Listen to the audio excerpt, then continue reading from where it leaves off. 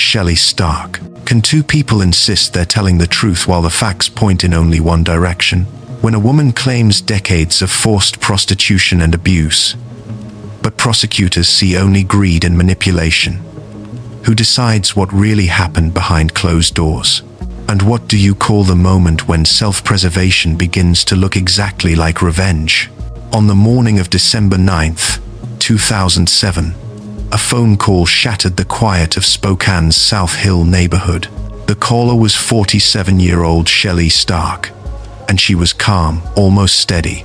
As she told dispatchers, she had just shot her husband, Dale.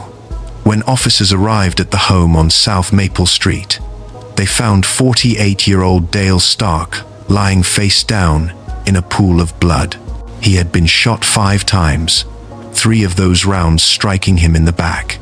Shelley told police she had returned from California to serve Dale with a temporary restraining order. When he refused to leave and reached for a knife on the counter, she fired. It was self-defense. She insisted, her first act of protection after more than 2 decades of torment.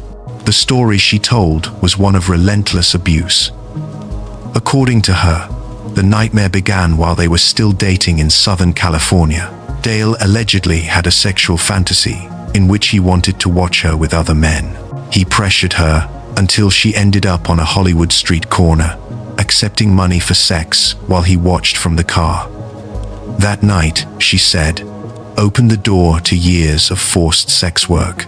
She claimed he pushed her into massage parlors and escort work, taking her earnings to feed his gambling addiction.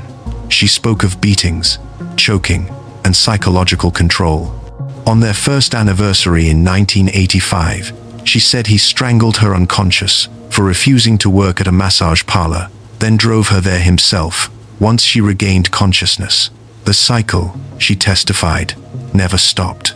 By 2006, she was working online as an escort named Nikita Jennifer, charging hundreds of dollars an hour. Every cent, she claimed, went to Dale, who used the threat of exposing her double life as leverage whenever she resisted.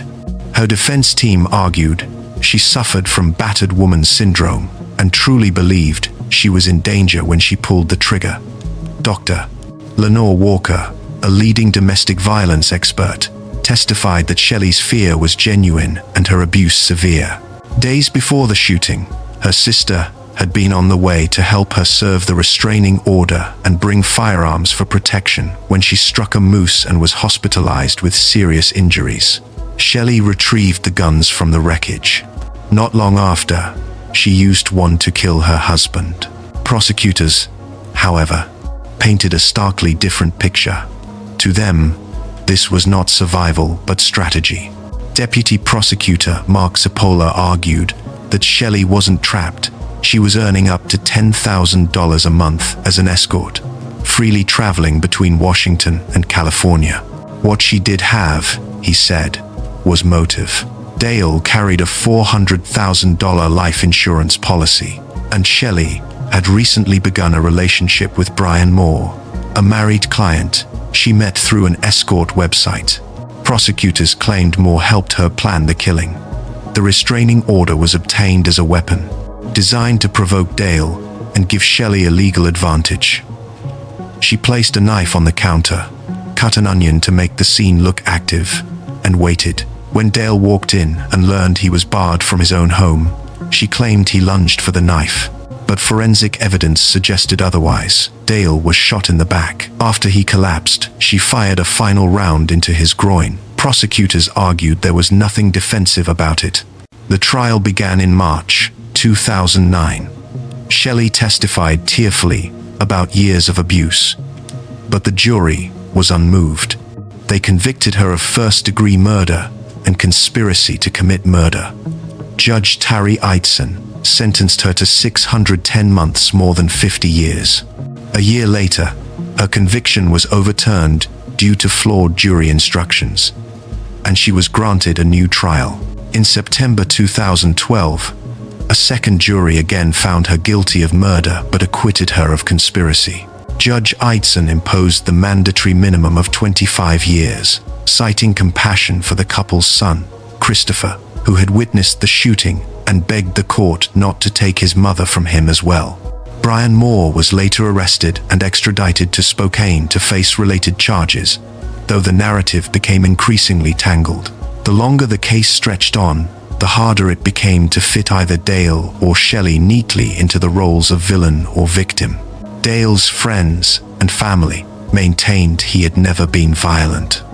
His mother said she saw his body in a pool of blood every time she closed her eyes.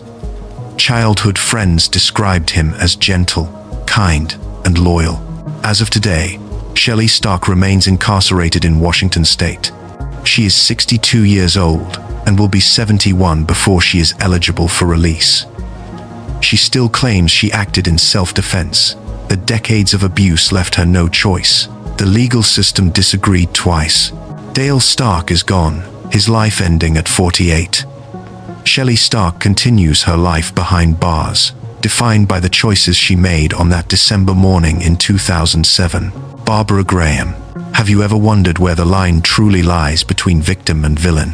Is it forged in one catastrophic moment, or is it shaped through 1,000 small betrayals, each one chipping away at whatever goodness we begin with, until nothing remains but instinct, desperation, and rage?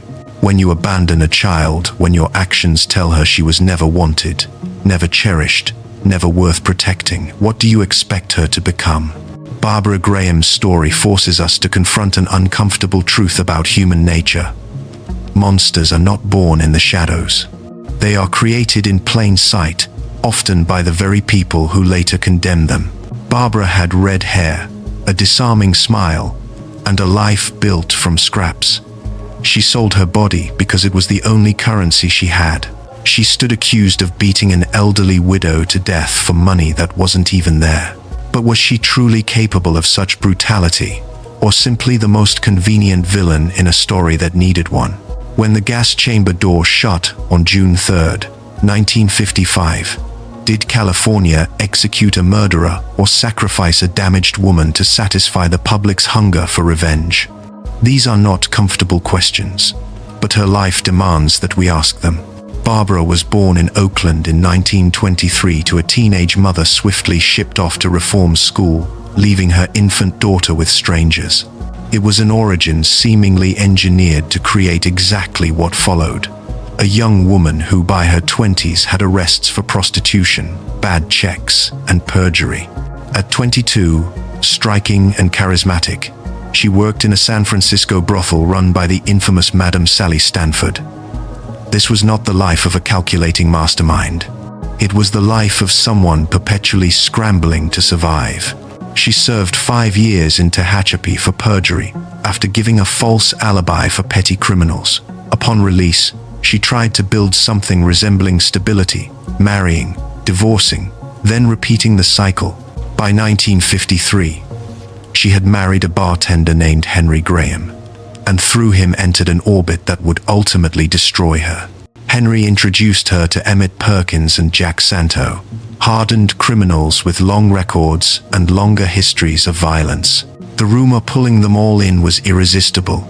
An elderly widow, Mabel Monahan, supposedly kept a fortune in her Burbank home, perhaps as much as $100,000 left by a gambler relative. On March 9, 1953, Barbara knocked on Mabel's door, the lone woman in a crew of men. When the door opened, the others forced their way inside. What happened next depends entirely on which account you believe. Some say Barbara handed Perkins a gun and told him to knock Mabel out.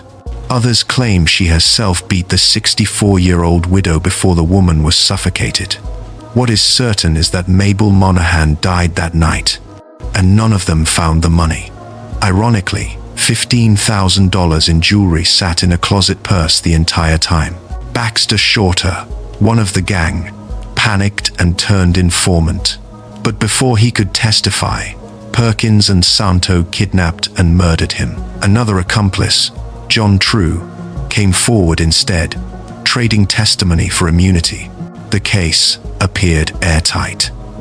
Yet Barbara insisted she was innocent, claiming she had never even met Mabel. Could anyone blame her for fighting back with whatever tools she had? The problem was that one of those tools was a disastrous attempt to purchase a false alibi. An undercover officer, Sam Siriani, posing as a man who could fabricate an alibi, was introduced to Barbara in jail through a fellow inmate, Donna Pro, who was secretly working with police. Barbara fell for the trap. She was recorded trying to buy her freedom, and the tape was played before the jury. Her trial began in August 1953. Her lawyer, Jack Hardy, had never handled a capital case. The judge, Charles Fricke, had sent dozens to their deaths. The press dubbed her Bloody Babs, and the trial warped into spectacle. In September, all 3 defendants were convicted of first-degree murder and sentenced to die. Barbara's beauty, her past, and her desperate mistake with the alibi hardened public perception. She became the perfect female villain in a culture unwilling to imagine complex womanhood. Awaiting execution, Barbara confessed to a reporter that if forced to serve more than 7 years, she'd rather take the gas chamber. She described herself as someone paying for a life of little sins. Her appeals failed, one by one. On June 3, 1955, her execution was scheduled for 10 in the morning. She received a stay until 10:45, then another until 11:30. Frustrated and exhausted, she asked, "Why do they torture me? I was ready to go at 10. At 11:28, she was led into the gas chamber. She requested a blindfold so she wouldn't see the witnesses. Her final words were chilling. Good people are always so sure they're right. Moments later, the gas filled the chamber, and Barbara Graham, age 31, was gone. Years later, prosecutor Marcia Clark reviewed the case and concluded Barbara did not receive a fair trial. Clark argued that the jury should have known about the police entrapment and believed that proper representation might have spared her life. The question was never whether Barbara Graham lived virtuously. She didn't. The question is whether she deserved to die for a crime built on murky evidence. Her case became a rallying point for death penalty critics, immortalized in the 1958 film I Want to Live. She now rests at Mount Olivet Cemetery, a reminder that justice and vengeance are not always the same. Dalia Dippolito.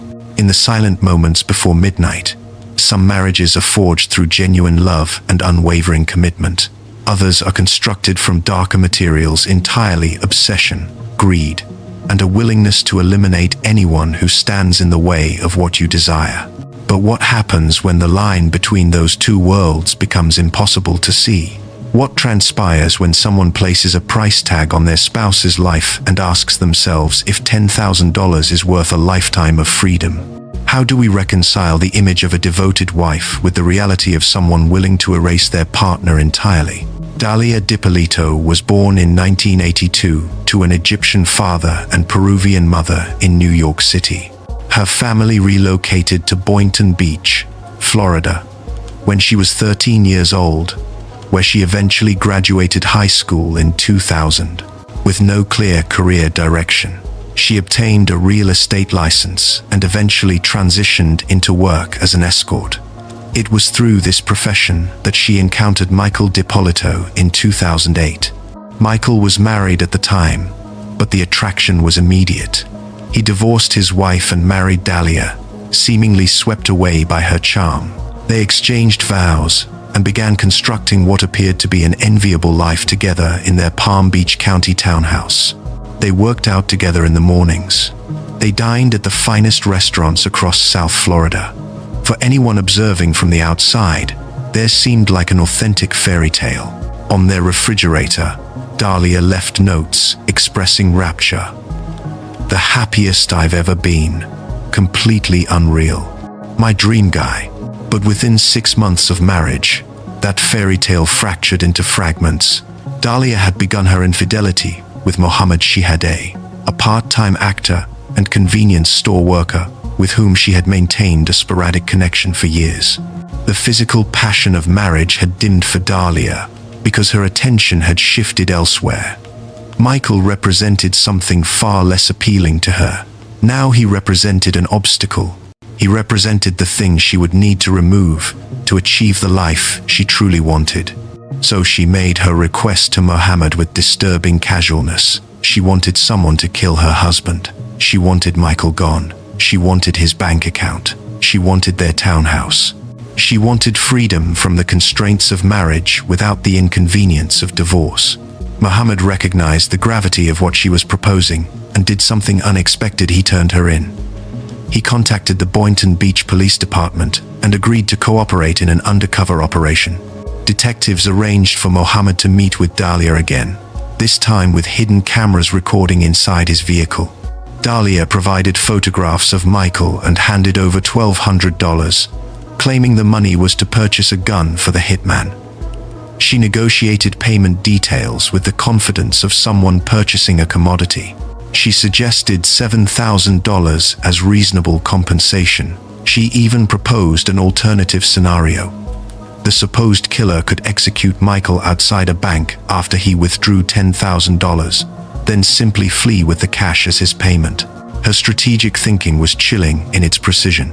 On August 5, 2009, Boynton Beach Police staged an elaborate theatrical production specifically designed to deceive her. That morning, they called her at the gymnasium, urging her to rush home. When she arrived, she discovered a meticulously constructed crime scene, complete with police presence and the performance of investigating officers. They told her Michael was deceased. Hidden cameras captured everything: her tears, her apparent devastation. The moment her emotional mask seemed to slip. What the cameras could not capture was the truth of what she was feeling, though prosecutors would later argue she was performing a different role, celebrating internally while pretending to mourn. At the police station, investigators told her they needed her help identifying suspects. When Michael walked into the interrogation room very much alive, her deception unraveled completely. She was arrested and charged with solicitation of first-degree murder, with prosecutors alleging she sought control of the couple's townhouse and Michael's savings. The case gained national attention when Boynton Beach Police video from the investigation went viral and was featured on television shows including Cops and 2020. She was first convicted and sentenced to 20 years in prison in 2011.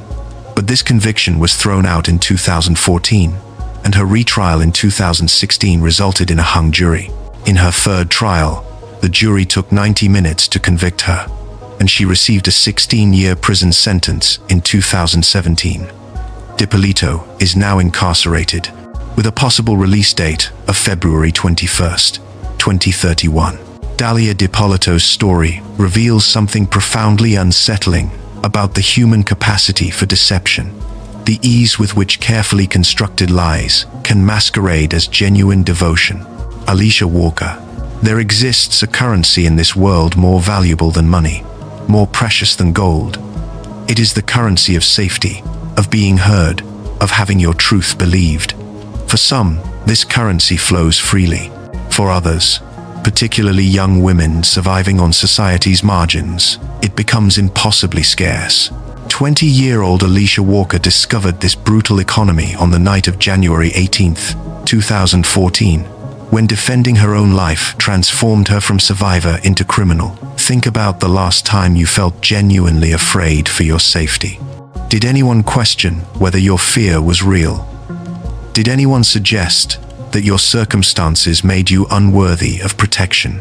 This is the story of a woman who learned that in America's justice system, not all acts of self-defense are created equal. Alicia Walker was young, black, and working as a sex worker to survive. She had visited Alan Filan's Orland Park home twice before. He was what she called a reliable client, someone who had previously paid well and behaved respectfully. On this particular January night, she arrived with another woman, having been summoned through an advertisement on the now defunct website Backpage. Everything that had worked before was about to collapse into violence. According to Walker's account to investigators, Filan had been drinking when they arrived. His mood was different this time, agitated and confrontational. When he became upset about the appearance of the other woman, Claiming she didn't match the online advertisement, the situation deteriorated rapidly. Walker told police that when they refused his demand for unprotected intimate contact, something they had never agreed to provide, Phelan's anger erupted. He grabbed money back from them. Then came the punches to her face. Then the knife from his kitchen counter. In the videotaped statement that would later be played in court, Walker described the moment with shaking clarity. Phelan lunged at her with the blade. She managed to wrestle it away from him. Blood appeared on the floor. She didn't know how many times she struck him in the chaos of trying to protect herself. She and her companion fled the house, leaving behind a scene neither of them fully understood yet. Walker would later break down sobbing when detectives informed her that Phelan had died from his wounds. Her grief appeared genuine to those present during the interrogation. 3 days passed before anyone discovered Phelan's body during a wellness check at his residence. By then, Walker was in Fort Wayne, Indiana. Police traced her through phone records and the back-page advertisement. When officers arrived at her motel room, they found her bloodied jeans, her boots, and a purse containing a $50 bill stained with blood. She was arrested and charged with first-degree murder. She would spend the next 2 years in jail awaiting trial, unable to post bond. The trial that finally commenced in 2016 lasted only 3 days. Walker's defense attorney argued passionately that his client had acted to save her own life, that Phelan initiated the violence, that he wielded the weapon first. The physical evidence supported key elements of her account. Phelan, who stood 5 feet 5 inches tall and weighed 138 pounds, had been drinking heavily that night. Walker stood 5 feet 9 inches and weighed 170 pounds. The prosecutor used these measurements to paint Walker as the aggressor, suggesting she overpowered and murdered a smaller, older man. What the prosecutor chose to emphasize less was that size alone doesn't determine who initiates violence or who holds power in any given moment. The state's attorney described Walker as a manipulator who spun a self-defense story to escape responsibility. She characterized the young woman as someone who refused to leave without her money and was willing to use any means necessary to collect payment. But Walker's previous encounters with Phelan had been peaceful transactions. She had called him a reliable client. There was no history of conflict between them. What changed that night was Phelan's intoxication, his anger over the other woman's appearance, and according to Walker, his violent response when the women declined to provide services beyond their agreement. The jury deliberated for approximately 5 hours. They returned with a verdict that acknowledged complexity, guilty of second-degree murder rather than first-degree. This distinction matters legally. Second-degree murder suggests the absence of premeditation, an acknowledgement that Walker did not arrive intending to kill anyone. Even the judge, while rejecting her self-defense claim, stated he didn't believe she entered Phelan's home with murder in her heart. At sentencing, Walker received 15 years in prison. The judge's remarks revealed the stigma that had saturated the entire proceeding. He spoke at length about her choices to engage in what he termed a dangerous lifestyle, about her previous arrests for activities related to survival work. He suggested that if she had not been concerned about money owed to others in her life, Phelan might still be living. The implicit message was clear.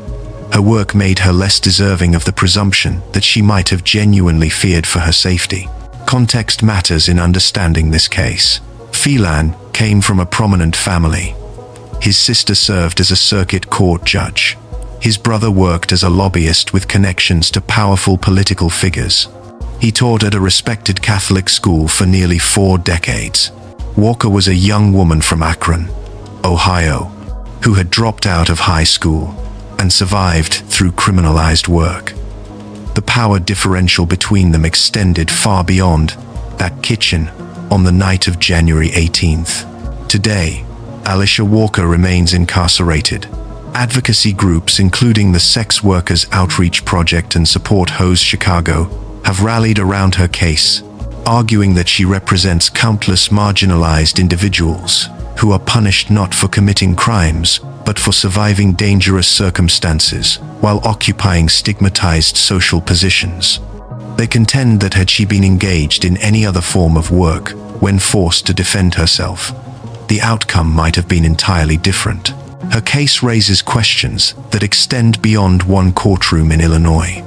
Does society recognize the right to self-defense equally across all populations?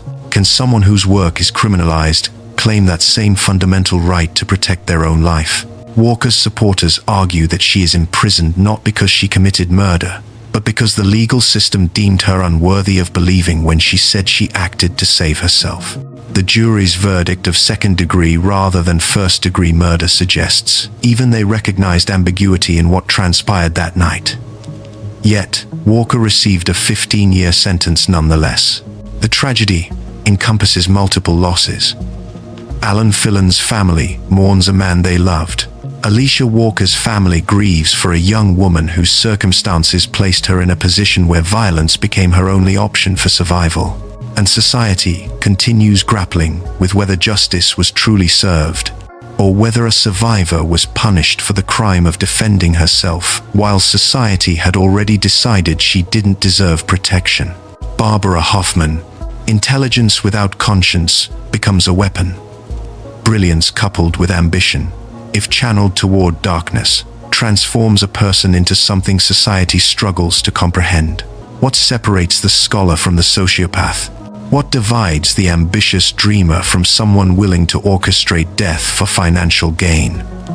Can someone be simultaneously capable of profound intellectual achievement and profound moral corruption?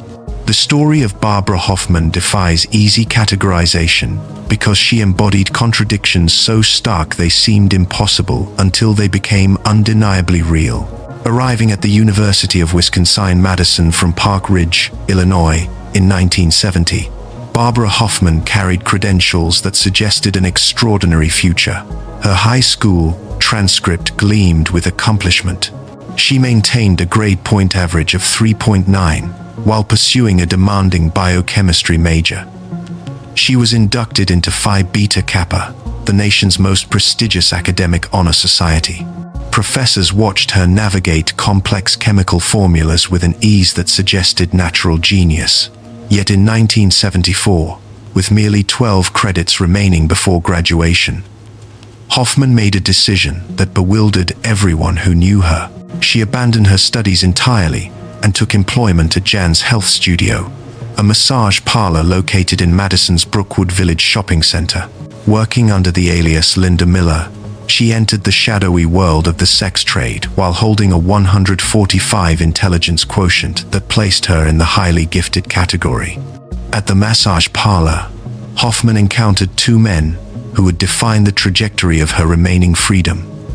Harold Burge was a 52-year-old tire factory worker from Staunton, employed at Uniroyal. Gerald Davies was a shipping clerk in the university's audio-visual department. Both became more than clients. Both became romantic interests. Both signed insurance policies, making Hoffman their beneficiary. By 1977, Hoffman had transitioned into insurance processing work, but her financial planning extended far beyond simple employment.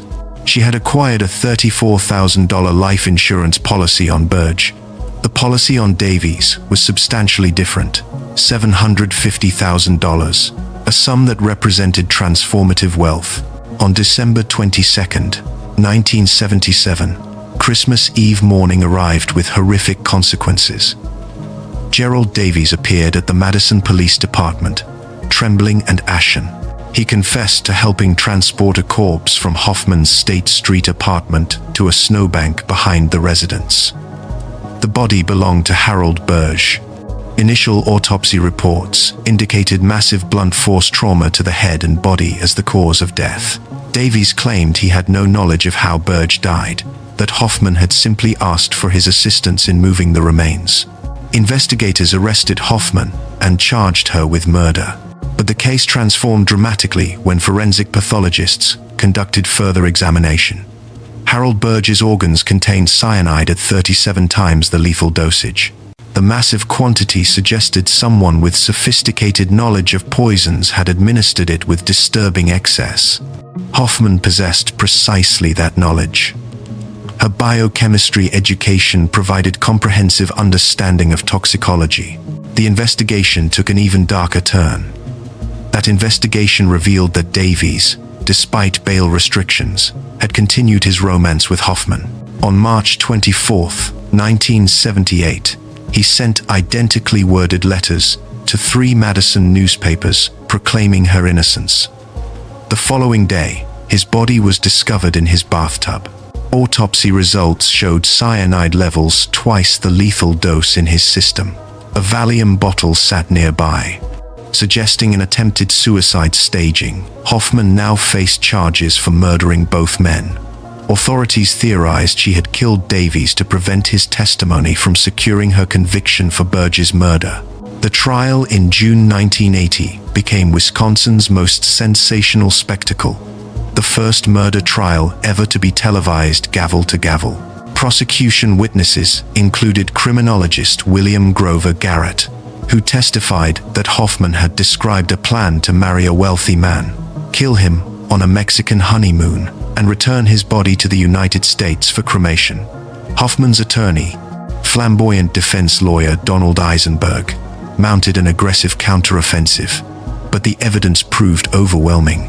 On June 28, 1980, the jury convicted Hoffman of Burge's murder while acquitting her on the Davies charge. Judge Michael Torphy sentenced her to life in prison. When given opportunity to address the court, she offered a statement that would echo through 4 decades. "I did not commit the crime of which I have been accused and for which I have been convicted, and that's all I have to say." For more than 40 years, those remain her only public words. She has granted no interviews, answered no questions, and maintained absolute silence regarding the circumstances of 2 deaths connected to her sophisticated understanding of chemistry. Angelina Barini. There exists a particular species of human darkness that transforms a transaction into a trap, that weaponizes intimacy itself. What compels someone to look into another person's eyes, accept their money, their vulnerability, their desire for connection, and then measure out their death in doses? Is it the simplicity of the arithmetic, a man's wallet versus a man's life, that makes the choice so easy? Or does something more insidious happen in the mind? A calculus where human beings become nothing more than opportunities, where breathing bodies dissolve into things to be exploited and discarded. These aren't abstract questions. They're written in the death certificates of 4 men who made the mistake of trusting someone whose entire business model was built on the destruction of trust itself. The summer of 2019, in Queens, New York, became a graveyard for men who thought they were simply seeking companionship. Angelina Barini, 43 years old, worked as a prostitute, but her business strategy involved far more than the exchange of services for money. Between July and August of that year, she perfected a scheme that transformed ordinary motel rooms into morgues. She provided her clients with narcotics to incapacitate them, then robbed them of their belongings. On multiple occasions, those narcotics contained deadly amounts of fentanyl. The first victim died on July 4, 2019, at a motel in Astoria, Queens, after Barini gave him fentanyl-laced drugs. Just 7 days later, on July 11th, she met with another victim at a motel in Woodside and gave him fentanyl-laced drugs, which caused his overdose death. On August 5, 2019, Barini met another victim in College Point and gave him fentanyl-laced drugs, which caused his overdose death. 3 men in just over a month, 3 families destroyed, and she wasn't finished. The case exploded into public consciousness with the death of Andrea Zamperoni, the head chef at Cipriani Dolci, the prestigious restaurant in Grand Central Terminal. The Italian-born chef had worked at the Grand Central Terminal location for a little more than a year and had previously worked at a Cipriani restaurant in London. When he didn't show up to work, co-workers reported him missing. On August 19, 2019, Barini met Zamperoni inside an Elmhurst motel room and drugged him with GBL, commonly referred to as a date rape drug. The victim died shortly after entering the motel room, and Barini made several attempts to dispose of his body without being detected. On August 21st, 2019, the NYPD found Zamperoni's body in the motel room, wrapped in bleach-stained sheets and placed inside a garbage bin. When police arrived, they also found bottles of bleach and bleach-covered towels, electronics, a power saw, and an empty suitcase. The power saw and suitcase painted a terrifying picture of what Barini had been planning. Barini told investigators she is a prostitute and that Zamperoni had paid her for sex, claiming he was given liquid ecstasy and did not wake up. She said her pimp wouldn't let her call authorities. Authorities were also looking for others in connection to Zamperoni's death, including some who Barini says discussed cutting up the chef's body. The woman who had opened that motel room door when investigators knocked had been standing in a room that smelled of death and incense, surrounded by the tools of dismemberment, next to a garbage bin containing a man whose only mistake was believing that a transaction meant safety. Angelina Barini was arrested in August 2019 on charges of conspiracy to distribute and possess, with intent to distribute one or more substances containing fentanyl. In August 2021, she pleaded guilty to 2 counts of distributing narcotics that caused the death of a person, 1 count of distributing fentanyl, methamphetamine, and cocaine, and 1 count of conspiring to distribute gamma-butyrolactone. On Tuesday, April 26, 2022, United States District Judge Brian Cogan sentenced her to 30 years in prison. At the sentencing, the judge acknowledged that Barini had come from a troubled family and had a drug habit that robbed her of some of her free will, but said her past did not excuse her actions. A cousin of one of the victims spoke at the sentencing, saying she did not feel sympathy for Barini despite her past. The cousin spoke of her slain relative's future in construction and his plans to go to school, all taken away. United States Attorney Breon Peace stated that Barini drugged and killed multiple people for a few quick dollars, stealing their personal belongings while they lay unconscious, dying from the drugs she gave them. 4 men went to motel rooms expecting one kind of encounter and received another entirely. They expected a woman offering companionship. What they got was someone who had perfected the art of turning human beings into profit margins, who could watch consciousness fade from someone's eyes and then methodically go through their pockets. Angelina Barini will serve her sentence in federal prison, but the families of her victims will serve their own sentences for the rest of their lives. The mathematics of her crimes are simple. 4 lives for what prosecutors called a few quick dollars. The moral mathematics are something else entirely. An equation that can never balance, a debt that 30 years behind bars can never fully repay. Cyntoia Brown. There exists a razor-thin line between victim and perpetrator, a boundary so fragile that society often struggles to see where one ends and the other begins. When childhood has been stolen before it began, when survival has demanded choices no 16-year-old should ever face, where does accountability start? Can justice exist without acknowledging the full measure of a person's journey to that one terrible moment? And when we sentence a child to die behind bars for a crime born from desperation and terror, are we delivering justice or simply adding another victim to the tally? On the night of August 6, 2004, police in Nashville, Tennessee, discovered the body of 43-year-old Johnny Michael Allen in his home. The real estate agent, who also served as a youth pastor and Sunday school teacher, had been shot once in the back of the head while lying in bed. Within hours, authorities arrested 16-year-old Cyntoia Brown in connection with the killing. She had taken his wallet and firearms before fleeing the scene. The basic facts seemed straightforward enough. A man was dead, shot at close range while he slept. A teenager had pulled the trigger and stolen his belongings. But underneath this surface simplicity lay a story far more complicated, one that would eventually spark a national conversation about trafficking, childhood trauma, and whether our justice system can recognize the difference between a predator and prey. Cyntoia's life had been shaped by abandonment from the very beginning. Born in January of 1988 to a mother who drank throughout her pregnancy and later turned to crack cocaine, she was placed for adoption at 8 months old. Though her adoptive home provided stability, she struggled emotionally and academically, eventually dropping out of elementary school and cycling through the juvenile justice system. By 16, she had run away from a state facility and found herself on the streets of Nashville, where she fell under the control of a violent pimp who called himself Cutthroat.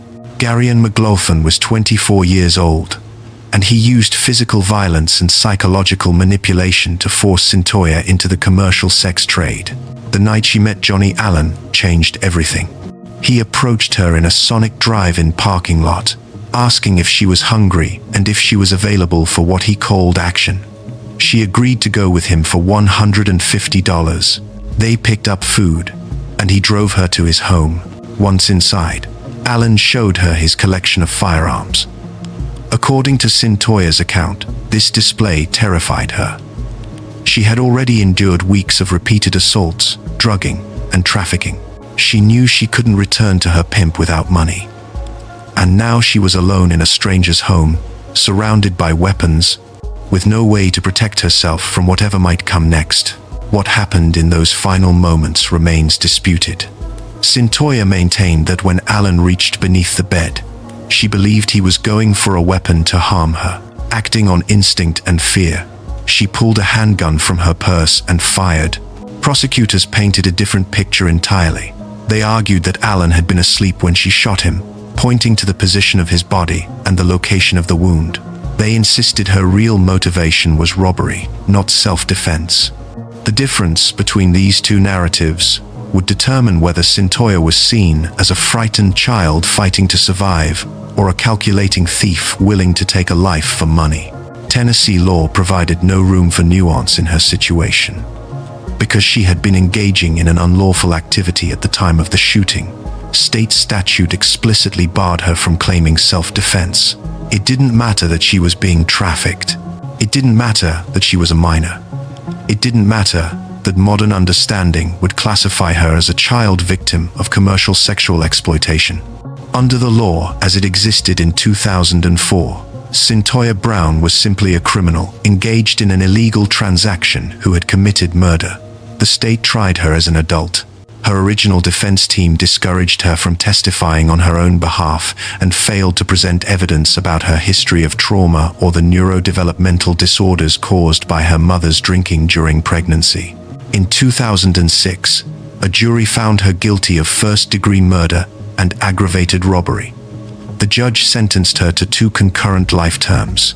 Under Tennessee sentencing guidelines, she would not be eligible for parole until she had served 51 years, meaning she would be 67 years old before she could even be considered for release.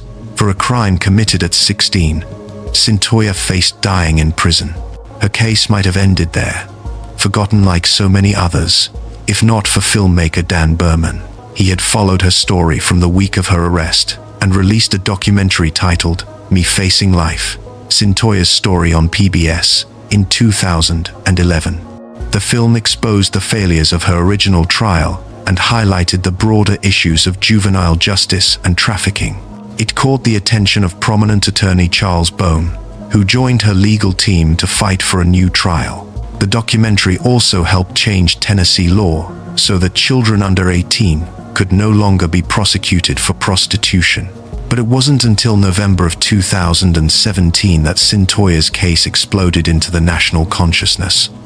Rihanna shared her story on Instagram, describing a 16-year-old girl trafficked by a violent pimp and purchased by a predator. The post went viral, generating millions of likes and inspiring the hashtag #FreeCyntoiaBrown. Kim Kardashian West, LeBron James, Amy Schumer, and dozens of other celebrities joined the campaign, demanding justice for a child whose sentence seemed incomprehensibly harsh. Behind bars, Cyntoia had earned her GED, completed a bachelor's degree, and spent years mentoring at-risk youth, demonstrating the transformation that Tennessee Governor Bill Haslam would later reference when granting her clemency. In January of 2019, after 15 years in prison, Haslam commuted her sentence to time served plus 10 years of supervised parole. He acknowledged the tragedy and complexity of her case, while noting that imposing a life sentence on a juvenile was too severe. On August 7, 2019, at the age of 31, Cyntoia Brown walked out of the Tennessee prison for women. She had married a musician and entrepreneur while incarcerated and now goes by Cyntoia Brown Long. She travels the country, advocating for victims of trafficking and speaking about criminal justice reform. Her story forces us to confront uncomfortable truths about how our system treats children who have been victimized. If Cyntoia were arrested today, under current Tennessee law, she would be recognized as a trafficking victim, not a criminal. The question that haunts her case is whether justice was served by imprisoning a traumatized 16-year-old for defending herself from a situation she never should have been in. Johnny Allen's family and friends maintain that he was trying to help her, not harm her. They believe his memory has been unfairly tarnished and that justice has been denied. These competing narratives will never fully reconcile. What remains clear is that Cyntoia Brown spent her formative years in a cage for a crime born from circumstances that should never have existed. Her freedom came not from the law recognizing her humanity, but from public outcry demanding that mercy intervene where justice had failed. Leslie Elaine Perez. There exists a strange paradox in the human psyche, where desire and danger intertwine so tightly that one cannot distinguish where pleasure ends and peril begins. Can a transaction for intimacy ever truly be safe when both parties carry secrets they would kill to protect? What happens when a business arrangement built on shadows and shame spirals into violence, and two people fleeing one darkness run headlong into another? In the end, is survival instinct a justification, or merely another lie we tell ourselves when we cannot bear to face what we have become? February 6, 1961. The humid air of Houston hung heavy that evening when Carolyn Lima and Leslie Perez arrived at the office of Fred Tones, a real estate broker who had been their client for months. The arrangement was clear and transactional. Tones paid for their company, and they obliged. But this particular encounter, a prearranged threesome, would shatter into violence that none of them would walk away from unchanged. According to Lima and Perez, what began as a paid sexual encounter descended into chaos when Tones became aggressive. They claimed he struck them with a bayonet when Perez refused his demands for anal sex. As things escalated with Lima, her cries of pain prompted Perez to intervene. A struggle ensued. Perez grabbed a pistol from Lima's purse and fired. When Tones reached for his bayonet again, Lima seized the weapon and fired 5 more times. 6 bullets tore through Tones's body. Then, in a decision that would haunt them far more than the shooting itself, they doused his body in gasoline and set it ablaze. Panic does strange things to rational thought. Lima and Perez fled Houston in Tones's Lincoln Continental, driving first to Galveston, then to New Orleans during Mardi Gras, and finally to Hell's Kitchen in Manhattan. For 3 weeks, they lived as fugitives, moving through crowds and cities, always looking over their shoulders. But the FBI was closing in. When they were finally apprehended in New York City, the weight of what they had done came crashing down. The case they were arrested for was not simple assault or even manslaughter. It was capital murder, and Texas wanted them on the electric chair. The trial in Houston was a spectacle that captivated the city. Newspapers blazed with sensational headlines calling them the gun-torch murderers and beatnik killers. Spectators fought for seats in the gallery, eager to hear every salacious detail. The prosecution painted a portrait of 2 cold individuals who shot a man and burned his body to cover their tracks. The defense attempted to introduce evidence suggesting that Tones was not the upstanding family man he appeared to be, that he had a second identity and even an arrest record, but the judge refused to allow it. The jury heard only one side, and it was enough. Their claims of self-defense were rejected outright. On May 24, 1962, both Lima and Perez were convicted of murder and sentenced to die in Old Sparky, Texas's electric chair. Lima would have been the first woman legally executed in Texas in nearly a century. But their story did not end there. Perez's stepfather, James Ayers, a leader in the Full Gospel Businessmen Association, organized a massive prayer vigil. On March 4, 1963, thousands gathered in Houston as evangelist William Branham spoke on their behalf, pleading for mercy and clemency. The campaign worked, at least partially. On March 29th, Federal Circuit Judge John Robert Brown issued stays of execution just 4 hours before they were scheduled to die. Later, the Fifth Circuit Court of Appeals made a stunning ruling. The prosecution had suppressed evidence, including psychiatric reports that deemed Perez legally insane. She had told authorities she was the return of Elijah the prophet, a claim that revealed deep mental instability. The convictions were overturned, and new trials were ordered. Lima was ultimately sentenced to 5 years in prison. Perez was declared insane and sent to a psychiatric hospital in San Antonio. But even confinement could not hold her. In October 1964, Perez escaped and spent 6 months on the run, this time working as Bobo the Clown with a traveling carnival. She made the FBI's most wanted list before being captured and extradited back to Texas. Her third trial resulted in a 15-year sentence.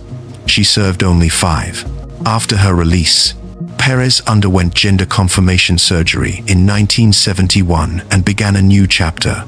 She became deeply involved in Houston's LGBTQ community, serving as secretary of the Gay and Lesbian Political Caucus and taking over the local ACT UP chapter alongside her mother, Sylvia Ayers. She ran twice for chair of the Harris County Democratic Party, coming in second both times.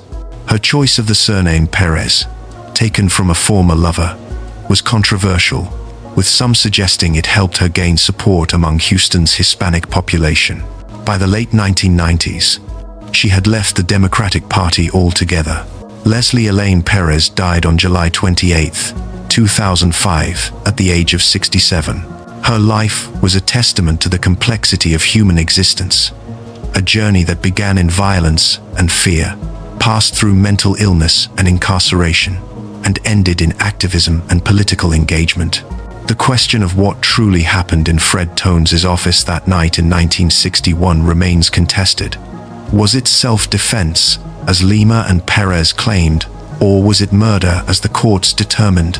The truth, like so many truths in cases built on desperation and shame, may never be fully known. What remains is the undeniable fact that 3 lives intersected on that February evening, and only 2 walked away, forever marked by what occurred in those final, violent moments. Tameka Gamble. What divides the desperate from the dangerous? What psychological shift occurs when someone transitions from committing acts of survival into orchestrating premeditated violence for financial gain? Can the same person who once robbed out of immediate necessity evolve into someone capable of binding a stranger to cable and watching him suffocate? The transformation from impulse to orchestration reveals something profoundly disturbing about predatory psychology, the way experience hardens a person, transforming them into something far more lethal than they once were. In 2006, Tameka Gamble lived with immediate needs and immediate solutions.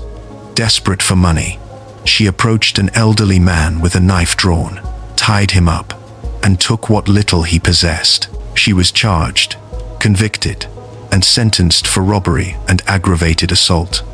Prison became her classroom in the mechanics of violence.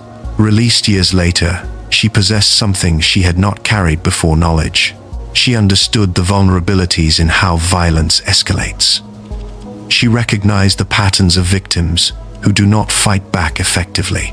She had learned that some people could be overwhelmed through strategic application of force. By 2010, when she encountered Edward Jowers, she was no longer acting from desperation. She was executing a plan with deliberate purpose. Jowers was a 64-year-old man living in a northwest Atlanta apartment at the Magnolia Park complex. He was solitary, unconnected to networks of people who checked on him regularly. He was financially modest, but not impoverished. He had savings, a wallet, possessions worth taking. These facts were observed with clinical precision. Gamble brought Mark Ross, her boyfriend and pimp, into the equation. Together, they represented a complete operational framework. Gamble would pose as an escort offering companionship and intimacy. Ross would serve as enforcement. The setup was designed to render resistance impossible. On a day in August 2010, they arrived at Jauer's apartment. He believed what Gamble represented a promise of connection, however transactional. What followed was a rapid collapse of his autonomy. They tied his arms and legs with cables, restricting his mobility completely. They covered his head with linens, eliminating his ability to see or cry out effectively. The cables ensured he could not flee. The linens ensured neighbors would not hear his voice. It was restraint, designed with anatomical precision. Then came the demands. Gamble and Ross repeatedly slashed Jauer's back with a knife while demanding he provide money. The violence was not momentary. It was sustained, calculated to inflict maximum pain while maintaining his consciousness enough to comply with their demands. They were extracting value from him, the only way he possessed it, through force application. After taking what they could find, they abandoned him in the bathroom to die. Jauer's suffocated. The medical examiner determined it was mechanical asphyxiation, his breathing passages compromised by the linens covering his head, his physical capability to resist compromised by the cables binding his extremities. He died, not from a single catastrophic injury, but from systemic deprivation of oxygen while imprisoned in his own apartment. The investigation failed to progress. Years accumulated. Jauer's became another cold case in an overburdened system. But in 2014, investigators discovered a cigarette butt at the crime scene. DNA analysis connected it to Mark Ross. The case suddenly possessed direction. Gamble was identified. Both confessed to the killing, though each attempted to minimize their personal culpability by placing maximum responsibility on the other. They had committed the crime together, but they refused to share accountability for it. The trial occurred in Atlanta in 2015. Prosecution evidence was overwhelming. Gamble's prior conviction for tying up an elderly man established a pattern. The physical evidence connected Ross to the scene. Both had confessed. The jury deliberated with certainty. On Wednesday in August, they returned guilty verdicts. Gamble was convicted of murder, felony murder, aggravated assault, false imprisonment, criminal attempt at armed robbery, and weapons offenses. At sentencing, the judge imposed a sentence reflecting the deliberation and cruelty of what occurred. Gamble received life in prison without possibility of parole, followed by an additional 15 years. She would never experience freedom again. She would never walk outside prison walls. She would never see another sunset beyond razor wire and institutional concrete. The calculation she had made in 2010 that the value in Jauer's apartment justified orchestrating his death had calculated incorrectly. Tameka Gamble now exists in permanent confinement, a testament to predatory evolution and its consequences.